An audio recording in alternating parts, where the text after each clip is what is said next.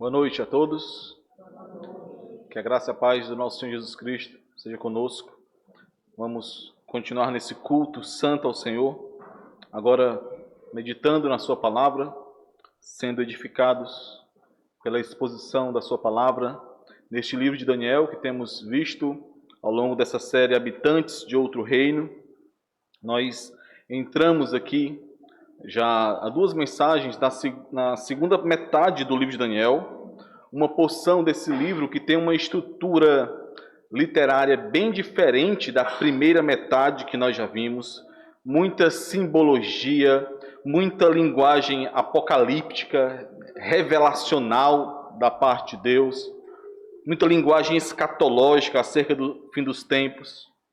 No capítulo 7, que é o primeiro destes capítulos dessa segunda metade, nós vimos a primeira visão que foi dada a Daniel. Uma visão que foi dada por meio de um sonho com muitos pontos de contato com o sonho que foi dado ao rei Nabucodonosor no capítulo 2, que nós já vimos também, onde ali, nesse sonho, Daniel viu 4 grandes reinos representados por 4 grandes monstros, feras, que traziam ali a perspectiva do Senhor acerca desses reinos humanos, como nós vimos, 4 grandes reinos que estavam associados diretamente à história do mundo até o seu fim, até o fim deste mundo como o próprio mundo o conhece e o estabelecimento do reino de Deus. Mas antes que o dia do fim chegasse, Daniel viu naquela visão que um pequeno chifre se levantaria, um pequeno chifre que era a própria personificação do mal, um caráter de total oposição a Deus, da forma como ele é apresentado através de blasfêmias, de perseguição aos santos, da estratégia de engano para conduzir os santos e aqueles a quem ele pudesse ao engano, aquele que o Senhor Jesus Cristo apresenta nos evangelhos como sendo o abominável da desolação, aquele que o apóstolo Paulo, principalmente na segunda carta aos Tessalonicenses, traz como o homem da iniquidade, o filho da perdição. Este foi trazido em visão como sendo o pequeno chifre em Daniel 7. Mas nesse tempo, a visão também revela que virá o Filho do Homem nas nuvens e destruirá o pequeno chifre apenas pela manifestação da sua vinda, pelo sopro da sua boca. E então os santos do Altíssimo receberão o reino eterno de Deus. É isso. Foi isso que nós vimos no capítulo 7. O capítulo 7 ele apresenta uma grande visão geral da história dos reinos humanos até a consumação do reino eterno de Deus. Essa visão geral. Por isso, como nós vimos, ele foi escrito em uma língua que poderia ser utilizada por todos, o aramaico, uma língua geral para aquela época. E então nós chegamos no capítulo 8, que refletiremos hoje. E aqui, irmãos, nesse capítulo 8, é dado um zoom em parte daquilo que foi revelado no capítulo 7. É muito importante perceber essa relação entre o capítulo 8 e o capítulo 7. É feita uma ampliação acerca de 2 reinos que são tratados, que são ali apresentados no capítulo 7 de Daniel. A relação entre as 2 visões é muito importante de se perceber. Porque o capítulo 8, ele amplia, ele traz ali a revelação dos dias, de alguns dias do segundo e do terceiro reinos, do terceiro reino que foi apresentado no capítulo 7, trazendo de maneira muito precisa aquilo que aconteceria com o povo de Deus alguns séculos depois, como nós veremos aqui. Uma profecia muito precisa acerca dos acontecimentos. Ao longo dessa série, no livro de Daniel, irmãos, toda ela, desde a primeira parte com aquelas narrativas, aqueles eventos que foram ali trazidos, ao longo de toda essa série, nós temos visto muitos perigos que são apresentados para aqueles que são habitantes de outro reino, para aqueles que sendo povo de Deus, não estão ainda em sua pátria. Perigos de serem pressionados e então moldados por este mundo, vimos isso. Perigos de temerem mais a esse mundo do que o seu Deus, o seu Senhor. Perigo de perder a fé, de sucumbirem por conta do medo. O medo da morte, o medo do sofrimento, relacionado ao sofrimento. Nós vimos isso.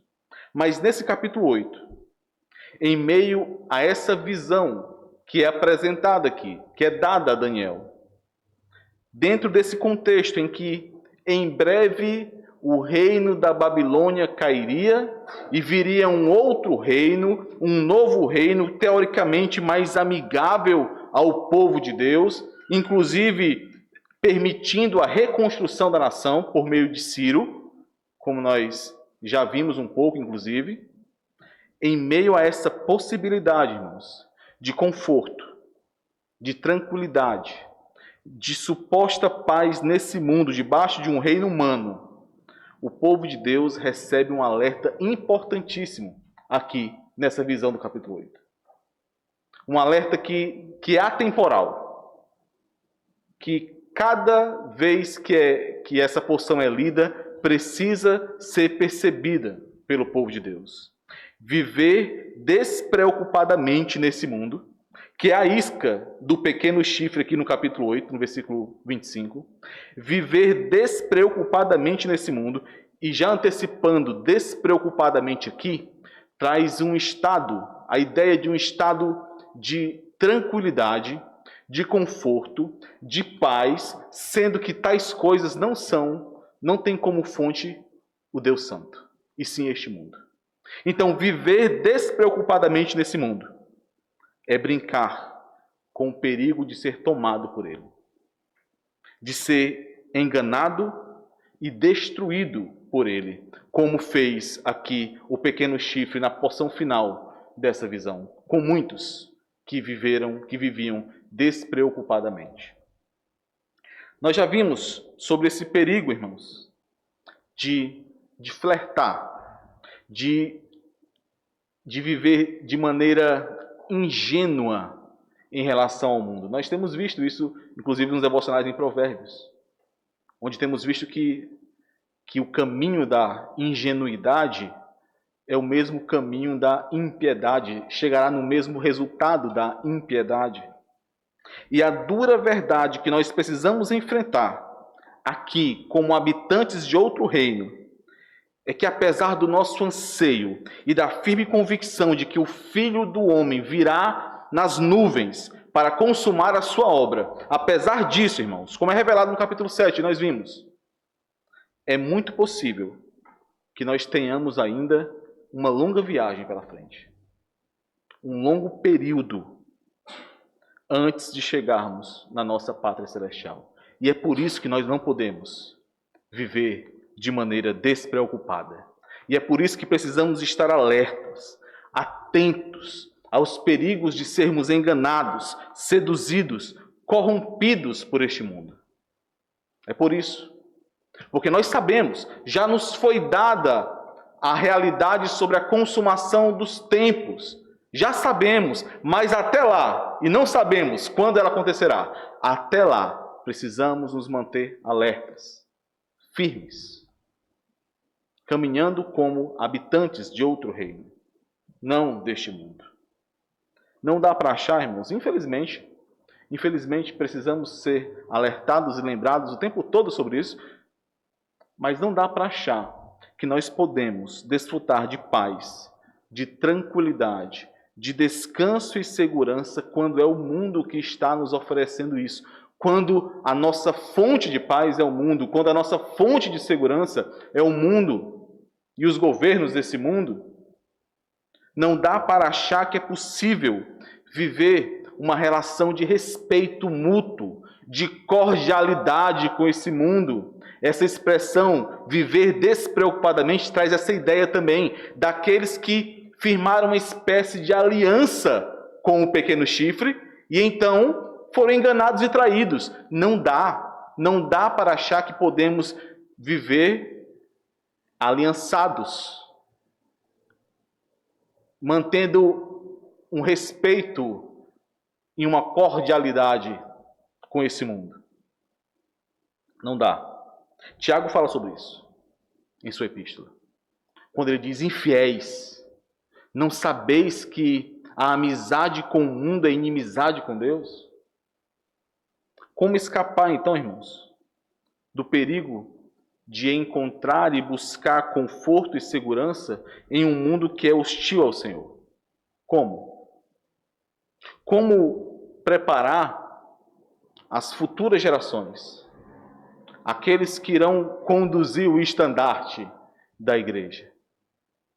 Como preparar as futuras gerações para que permaneçam lúcidos, atentos, para que percebam os perigos de conviver em um mundo que não é seu. Para que percebam que o mundo tentará a todo custo seduzi-los, enganá-los, destruí-los, por mais que queiram estabelecer relações de cordialidade, por mais que tentem estabelecer relação onde é possível ter um ganha-ganha entre os dois. Como, irmãos? A resposta que nos é dada aqui no capítulo 8 é: preserva essa visão. E esse é o tema da nossa mensagem. A visão a ser preservada. Essa é a ordem dada pelo Senhor. E o que significa isso, irmãos? Nós veremos aqui, ao longo de 3 pontos nesse capítulo, que há um longo caminho pela frente, até que nós cheguemos à nossa pátria celestial, até que o nosso Senhor venha. Há um longo caminho pela frente, por isso nós devemos permanecer, primeiro ponto, confiando na soberania de Deus. Versículos 1 a 8. Há um longo caminho pela frente, por isso devemos permanecer. Ponto 2. Lutando constantemente contra o pecado. Versículos 9 a 14. E no terceiro ponto, há um longo caminho pela frente. Por isso devemos permanecer discernindo os perigos do caminho. Vamos orar mais uma vez, pedindo ao Senhor que nos abençoe por meio da sua palavra. Pai Santo, nós te louvamos, Senhor, por tão grande graça que recebemos de sermos ajuntados aqui por tua poderosa e soberana mão. Invocamos o teu santo nome, Pai, por meio de Cristo Jesus, o nosso Redentor, te pedindo, Senhor, que o Senhor nos abençoe por meio da tua palavra, que o Senhor nos molde por meio da tua palavra, para que então sejamos protegidos neste mundo, para que tenhamos nossa mente e nosso coração guardados nesse mundo, Senhor, para que vivamos de maneira digna do teu santo evangelho, como habitantes de outro reino, do mundo por vir, para a glória do teu santo nome, Senhor. Nós não conseguimos por nós mesmos, mas cremos, por meio de Cristo Jesus, que através da tua palavra e do teu Santo Espírito, nós seremos preservados. É no nome de Cristo Jesus que nós choramos, Senhor. Amém. Vamos ao nosso primeiro ponto, então, meus irmãos. Há um longo caminho pela frente. Por isso devemos permanecer confiando na soberania de Deus. Cerca de 2 anos após o sonho que Daniel teve, que foi registrado no capítulo 7, Daniel recebeu uma outra visão. Nessa segunda visão, ele estava na cidade de Suzã, que, de acordo com o pensamento judeu, era o trono do Império Persa, um império que seria levantado em alguns anos e que substituiria o reino da Babilônia. E nós encontramos os versículos 3 e 4 do capítulo 8 o seguinte: Então levantei os olhos e vi, e eis que diante do rio estava um carneiro, o qual tinha 2 chifres, e os 2 chifres eram altos, mas um mais alto do que o outro, e o mais alto subiu por último. Vi que o carneiro dava amarradas para o ocidente e para o norte, e para o sul, e nenhum dos animais lhe podia resistir, nem havia quem pudesse livrar-se do seu poder. Ele, porém, fazia segundo a sua vontade, e assim se engrandecia. Como eu falei anteriormente, irmãos, nessa visão nós temos aqui um zoom, uma ampliação de dois dos reinos que foram vistos na visão anterior, do capítulo 7. O carneiro aqui é o Império Medo-Persa, o urso que se levantava de um dos seus lados lá no capítulo 7, na primeira visão de Daniel. Aqui, a união formada entre essas duas grandes nações, os medos e os persas, ela é representada pelos chifres muito altos, mas um era mais alto que o outro. Os persas, que conduzidos por Ciro, dominavam ali, governaram todo o império por muito tempo. O carneiro, irmãos, era o símbolo da Pérsia. Inclusive, muitos reis persas carregavam diante de si, quando iam às batalhas, grandes imagens de carneiros. Então aqui, Daniel recebeu algo muito semelhante ao que já era apresentado sobre os persas. Mas no versículo 20, o anjo Gabriel esclarece isso sem deixar qualquer dúvida. Ele diz assim: aquele carneiro com 2 chifres, nós inclusive lemos, aquele carneiro com 2 chifres que viste são os reis da Média e da Pérsia. O carneiro era implacável, parecia aqui invencível, dava amarradas para o ocidente, para o oeste, dava amarradas para o norte, para o sul, e essa parte da visão faz referência ao domínio do Império Medo-Persa, como ele conquistou Babilônia, Síria, Egito, grande parte do mundo da época. Nenhum dos animais se mantinham de pé diante do carneiro feroz, diante daquele grande animal, até que surge um bode nessa visão. Versículos 5 a 8. Estando eu observando, eis que um bode vinha do ocidente, sobre toda a terra, mas sem tocar no chão. Este bode tinha um chifre notável entre os olhos. Dirigiu-se ao carneiro que tinha os 2 chifres, o qual eu tinha visto diante do rio, e correu contra ele com todo o seu furioso poder. Vi-o chegar perto do carneiro, e enfurecido contra ele, o feriu e lhe quebrou os 2 chifres, pois não havia força no carneiro para lhe resistir. E o bode lançou por terra e o pisou aos pés, e não houve quem pudesse livrar o carneiro do poder dele. O bode se engrandeceu sobremaneira, e na sua força quebrou-se-lhe o grande chifre, e em seu lugar saíram 4 chifres notáveis para os 4 ventos do céu. Um bode que vinha do oeste, tão rápido que não tocava o chão, um bode voador, é isso que aparece na visão de Daniel. E o versículo 21 não deixa dúvidas de que esse bode, o bode peludo, do versículo 21, era o rei da Grécia. Este bode representa aqui o reino da Grécia. E o chifre notável entre seus olhos é Alexandre, o Grande. Aquele que conquistou o Império Medo-Persa e grande parte do mundo com uma velocidade assombrosa, muito rapidamente. O Império Grego se engrandeceu muito rapidamente, irmãos. E na sua força, ou seja, no auge do seu poder, quebrou-se-lhe o grande chifre. O seu império foi dividido entre 4 dos seus generais: Cassandro, Lisímaco, Seleuco e Ptolomeu. Destes 4, irmãos, 2, Ptolomeu e Seleuco, conquistaram os demais impérios e permaneceram lutando até que chegou o domínio romano.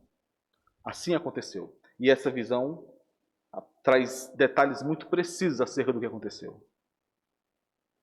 Mas observe, irmãos, mais uma vez, assim como ao longo de todo o livro de Daniel, nós podemos perceber aqui o controle e a soberania total do Senhor sobre os reinos humanos. O carneiro que nós vemos aqui parecia invencível, indomável, imparável, até que aparece o bode. E o bode, com o seu chifre notável, dominou totalmente o carneiro que parecia invencível, até que quebrou-se-lhe o grande chifre. Como assim? Quem quebrou? É interessante, irmãos, porque Alexandre, o Grande, como era conhecido, ele não morreu em campo de batalha.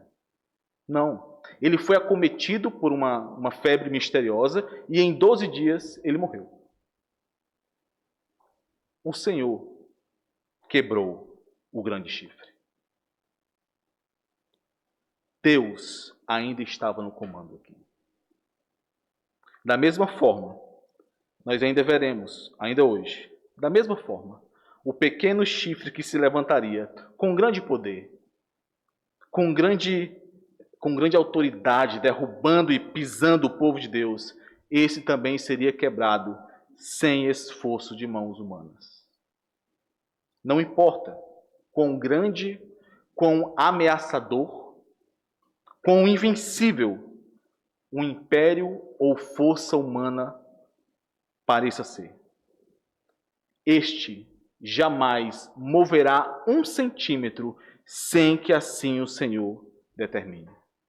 Portanto, irmãos, diante dessa visão, diante dessa realidade que era aqui apresentada ao povo de Deus, um grande consolo foi dado a todas as gerações de santos que sofreriam nas mãos de reis terrenos cruéis, sejam babilônios, persas, gregos, romanos, comunistas, socialistas, quaisquer destes que se levantassem como inimigos do Evangelho.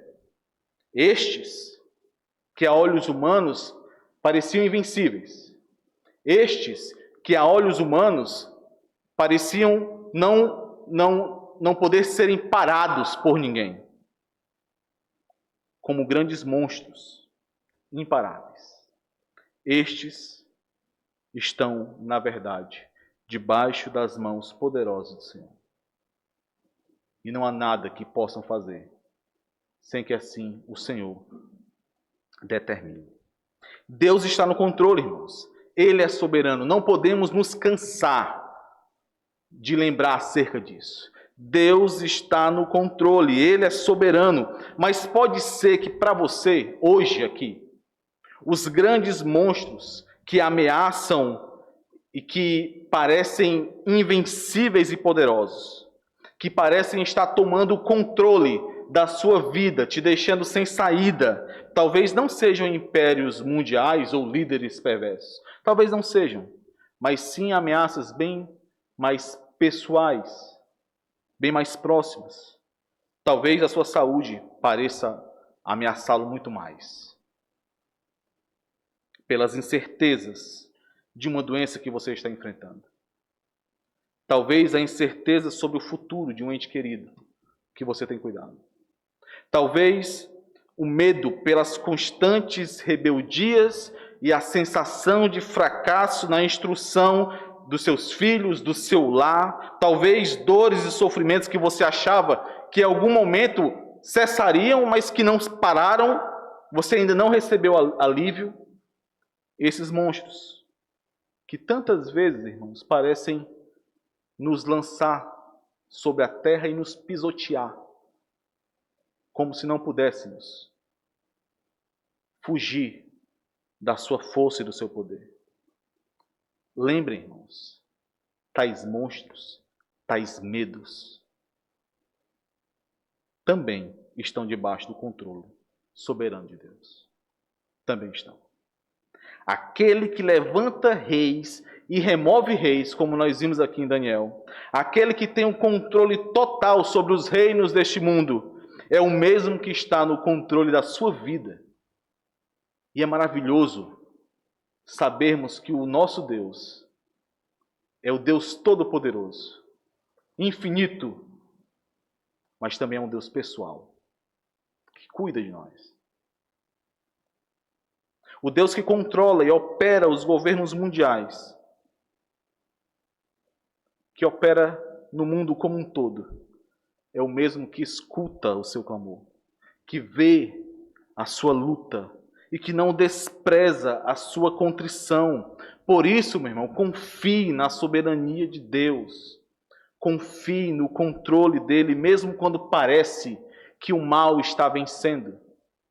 Mesmo quando o cerco parece estar se fechando e a noite parece que não vai passar. Mesmo quando a ofensa, quando a sua ofensa parece imperdoável.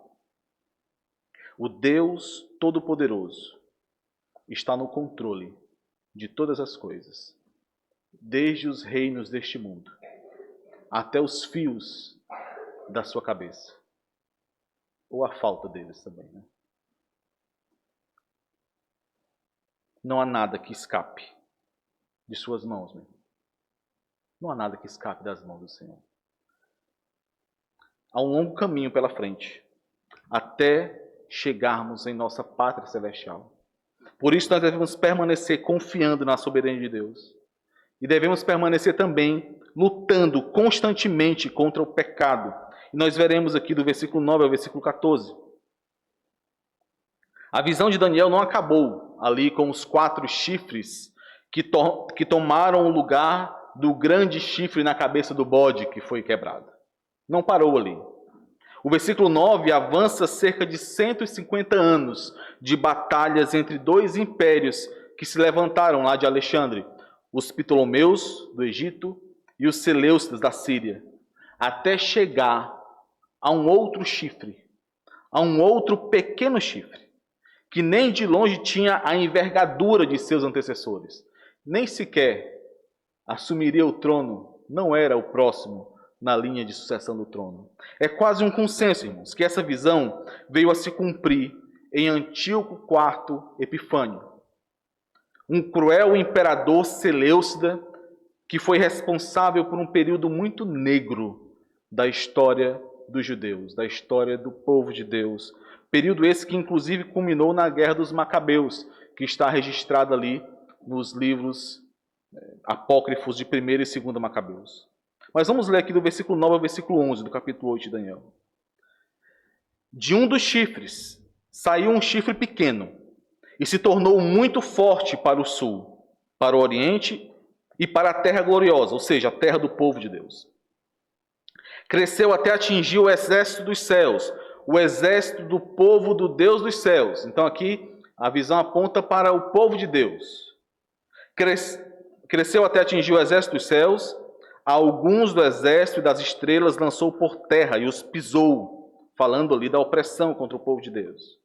Sim, engrandeceu-se até ao príncipe do exército, dele tirou o sacrifício diário e o lugar do seu santuário foi deitado abaixo. Este se exaltou arrogantemente contra Deus. Antíoco IV, irmãos, chegou a cunhar moedas, onde ele referiu-se a si mesmo como o Deus encarnado. Ele construiu um altar a Zeus, Deus grego, sobre o altar dos holocaustos no templo dos judeus. Ele rasgou, ele queimou cópias das Escrituras, tomou objetos sagrados do templo do povo de Deus e chegou inclusive a contaminar o templo, sacrificando porcos e outros animais imundos em favor de seus deuses, contaminando o templo dos judeus.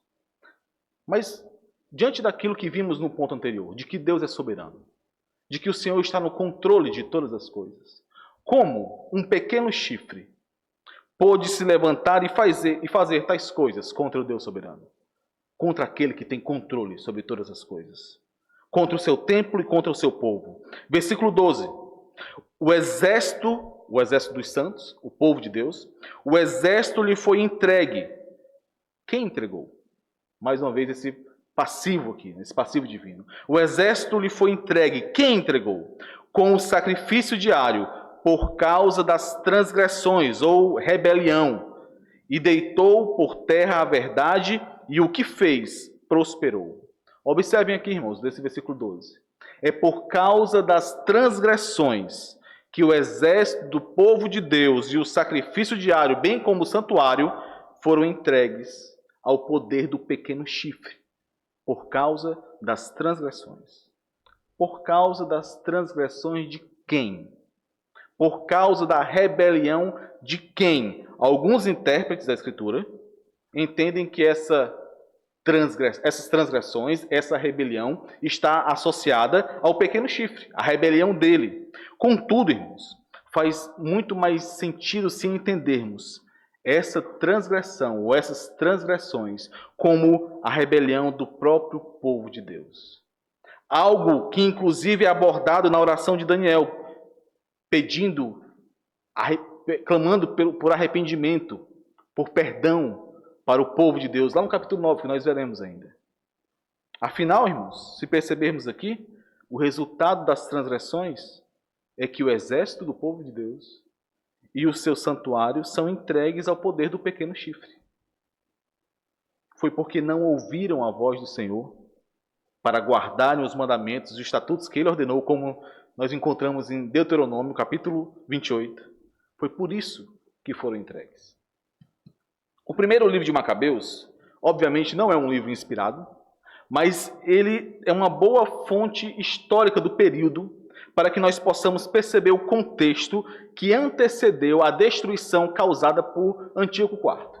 Eu trouxe aqui um pequeno trecho do primeiro capítulo do primeiro livro de Macabeus. Ele diz assim: desses reis, falando dos 4 que assumiram lá, desses reis originou-se uma raiz de pecado.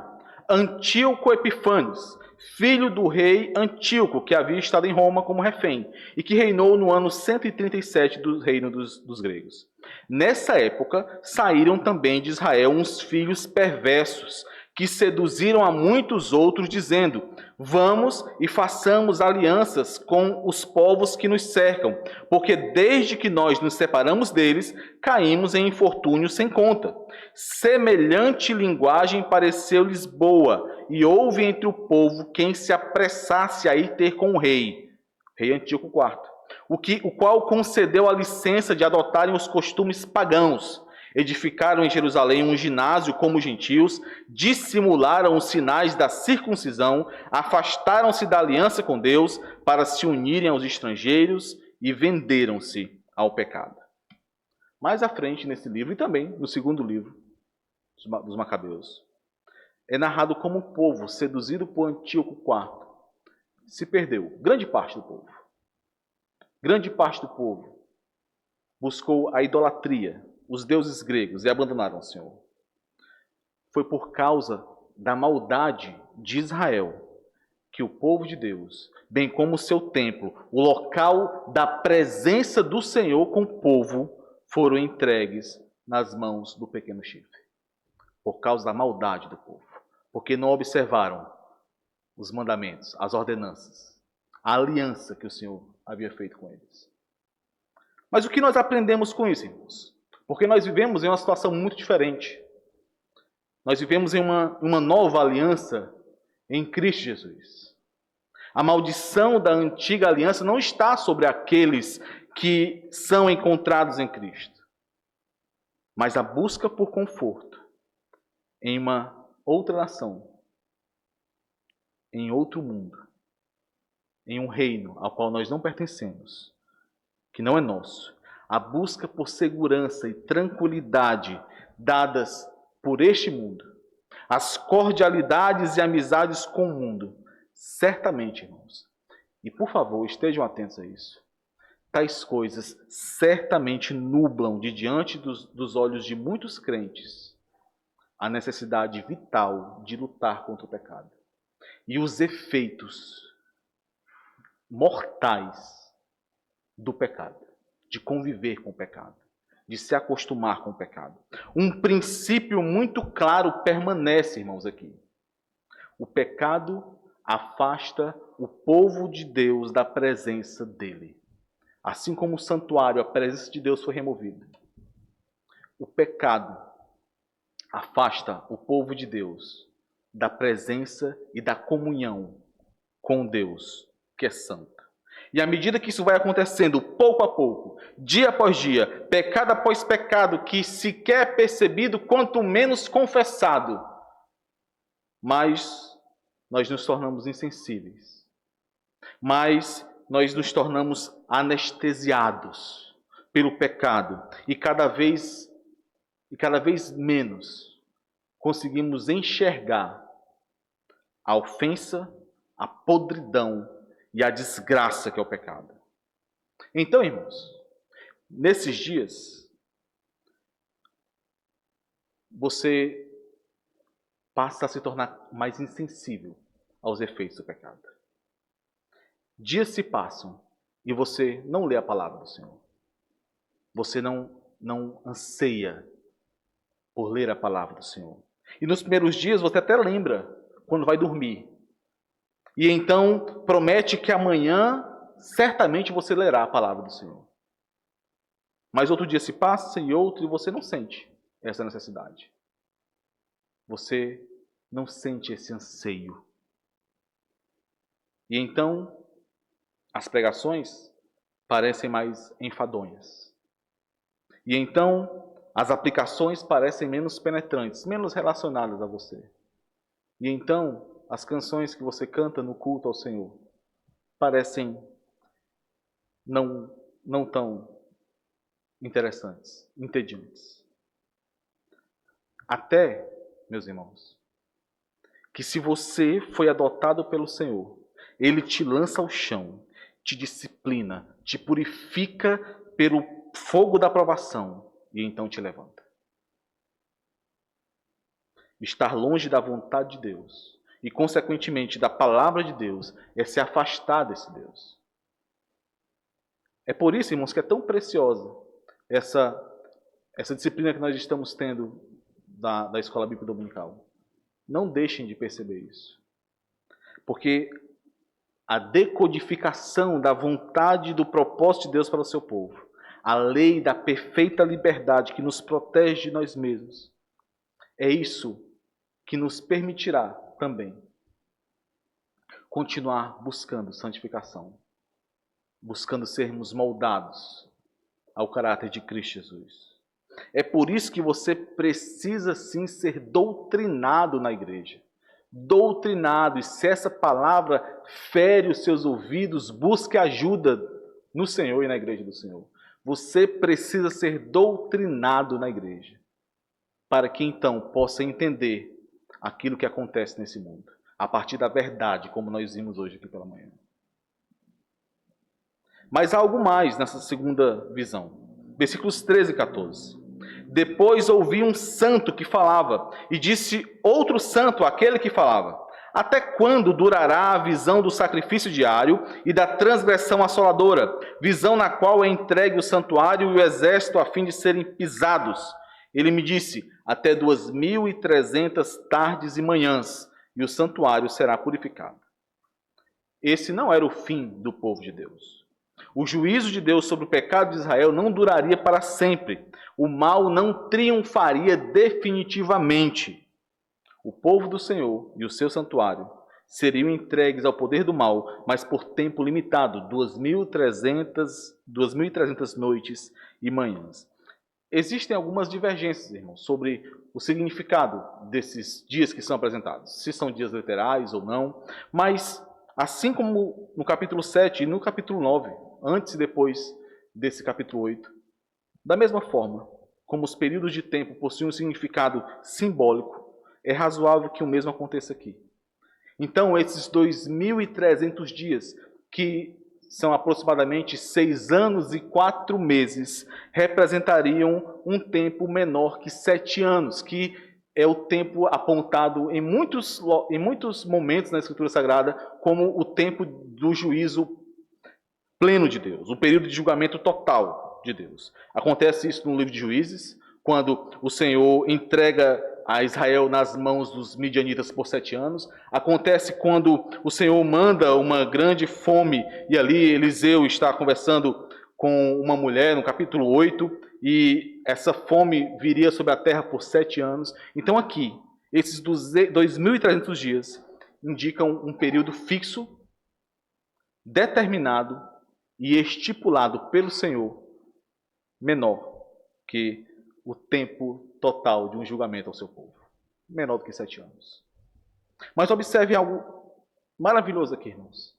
Diferente de em vários outros momentos de Daniel e das profecias que são dadas por Daniel e das visões que são dadas por Daniel, diferentemente desses momentos, aqui esse tempo está em dias e não em anos.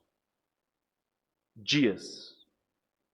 Diante dessa realidade de pecado, de transgressão e maldade do povo, ainda é possível encontrar a graça misericordiosa de Deus. para o seu povo, que determina que nenhum só dia mais de juízo viria sobre esse povo.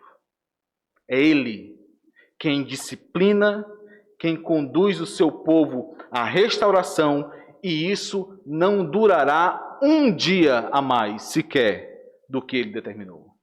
Apesar dos pecados do seu povo, apesar das transgressões do seu povo, apesar dos nossos pecados, apesar de nossas transgressões, os dias das tuas provações e da tua disciplina, estes dias foram especificamente determinados pelo Senhor.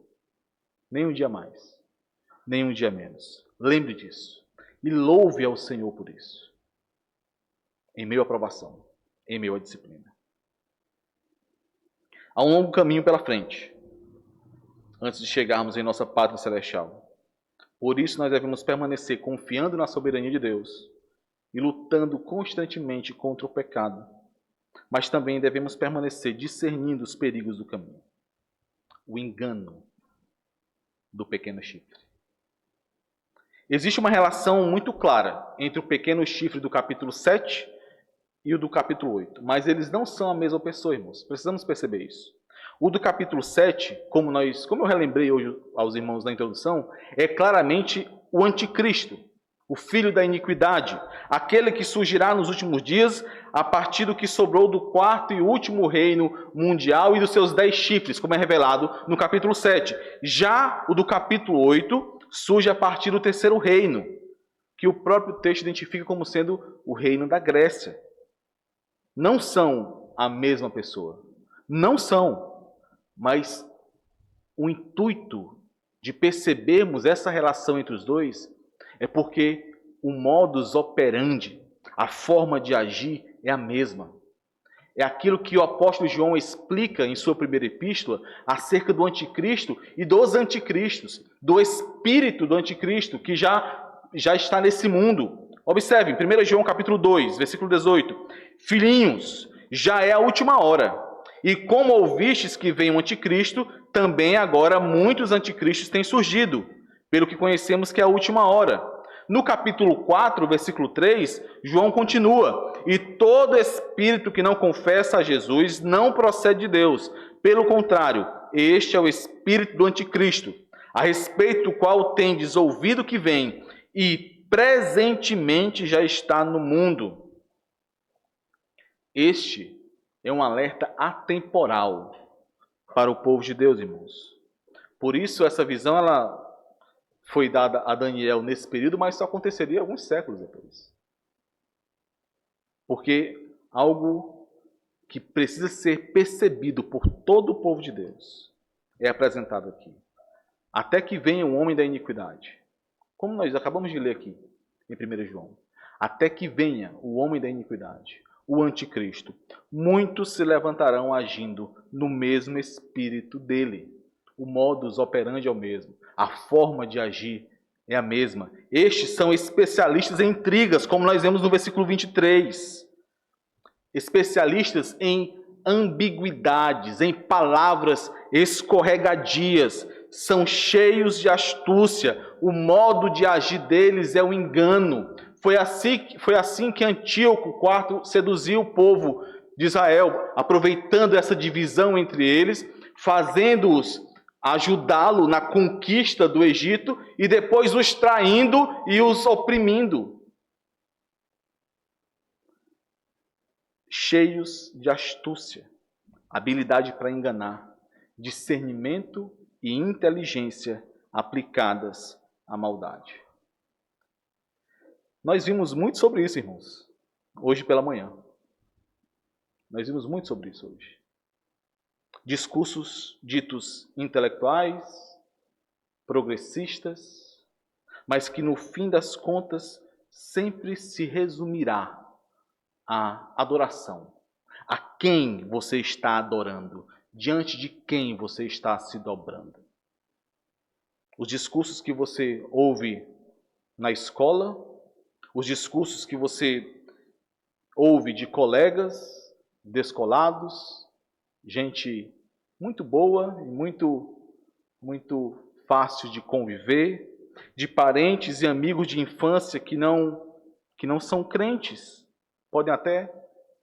Argumentos que podem até parecer interessantes, lógicos, agradáveis à sua carne, mas que são o sopro do espírito do anticristo fomentando o engano. E é por isso que aqui no versículo 25 diz que esse pequeno chifre destruirá a muitos que vivem despreocupadamente. E destruir aqui, irmãos, vai muito além de assassinar, muito além. Destruir aqui é corromper, é infligir um dano irreparável. Meus irmãos, se o resultado desse engano fosse apenas sofrimentos e dores nesse mundo, como diminuiria o peso?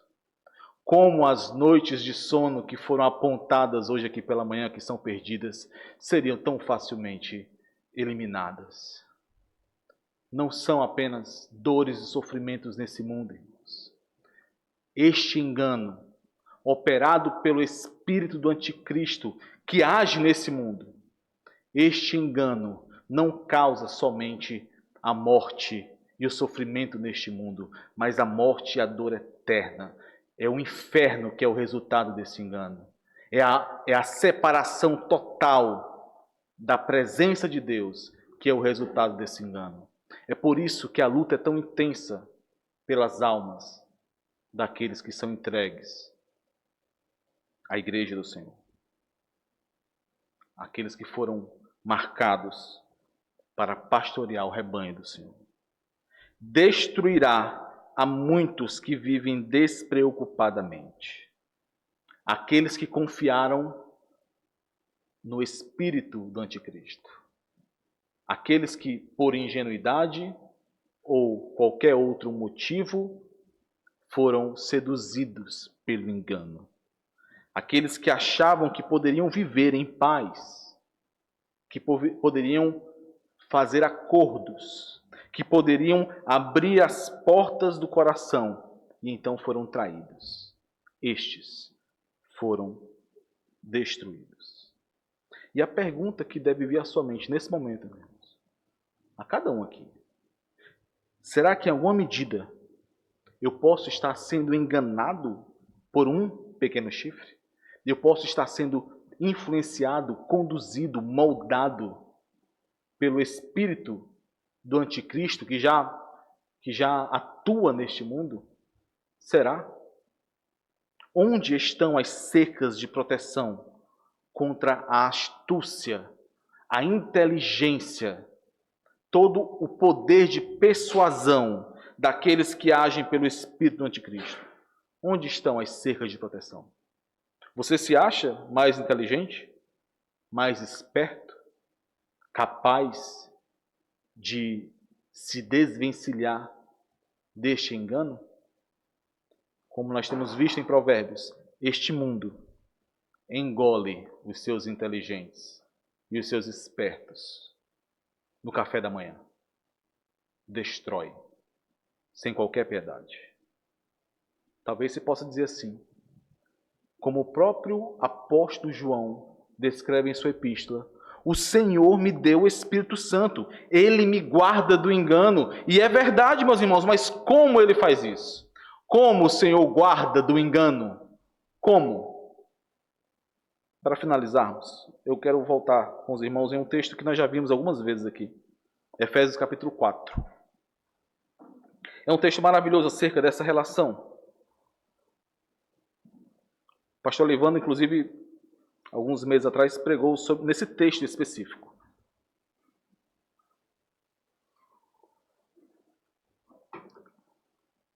Efésios capítulo 4, do versículo 7 até o final do capítulo, na verdade até o versículo 16.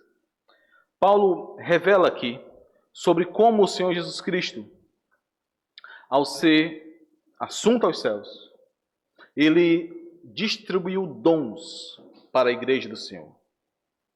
Então Paulo descreve aqui sobre como ele concedeu uns para apóstolos, outros para profetas, outros para evangelistas e outros para pastores e mestres, com vistas ao aperfeiçoamento dos santos, para o desempenho do seu serviço, para a edificação do corpo de Cristo, até que todos cheguemos à unidade da fé e do pleno conhecimento do Filho de Deus, à perfeita varonilidade, à medida da estatura da plenitude de Cristo. Para quê? Para que não mais sejamos como meninos, agitados de um lado para outro e levados ao redor por todo o vento de doutrina, pela artimanha dos homens, pela astúcia com que induzem ao erro. É na igreja, irmãos, no reservatório da verdade, em meio ao corpo de Cristo. É na igreja que o povo de Deus é guardado do engano. E é guardado de viver despreocupadamente. De viver como se fosse possível estar aliançado com Deus e com o mundo. De viver, guardado de viver em amizade com o mundo. Não é à toa que Satanás tem atacado tanto as igrejas do Senhor. Não é à toa que quando uma igreja local fecha, grande declínio acontece. Continentes morrem assim. Mas observe, esse guardar do engano, ele só é possível através dos dons que o Senhor concedeu ao corpo. Para que por meio desses dons, toda a igreja não fosse mais como meninos, não mais agitados de um lado para o outro, não levados por todo o vento de doutrina, guardados da artimanha dos homens, guardados da astúcia daqueles que induzem ao erro e ao engano. Percebam isso, irmãos. À medida em que caminhamos como habitantes de outro reino, neste mundo, à medida em que o tempo passa e nós então vamos sendo açoitados pelas dificuldades e lutas do caminho e começamos a perceber que o tempo que nós aguardamos, em que aguardamos o retorno do nosso Senhor, a plenitude do estabelecimento do reino de Deus, está cada vez mais longo do que nós esperávamos. À medida em que caminhamos, irmãos, precisamos nos manter alertas, firmes, guardados, para que não vivamos despreocupadamente. E isso só é possível por meio do corpo de Cristo, por meio dos dons e por meio do experimentar mútuo desses dons, de acordo com a bondade do Senhor no meio da igreja. Que esse seja o seu entendimento muito convicto do seu papel no corpo de Cristo, nos dons que foram entregues a você para a edificação do corpo, para que outros não sejam destruídos, para que outros não vivam despreocupadamente e assim sejam destruídos. Vamos orar. Senhor amado, ó Deus bendito, Pai Todo-Poderoso, Senhor, como nós somos vulneráveis nesse mundo. Como tão facilmente podemos ser enganados, distraídos, anestesiados. Por favor, Senhor, nos perdoa por isso e nos usa como instrumentos para edificação mútua, para que a Tua igreja permaneça avançando, para que o Teu reino permaneça avançando, resgatando aqueles que estão perdidos nas trevas. Fortalece-nos, Senhor, por meio da Tua palavra. Guarda essa palavra em nosso coração e nos fortalece em meio a tudo isso. Em nome de Jesus, Senhor. Amém.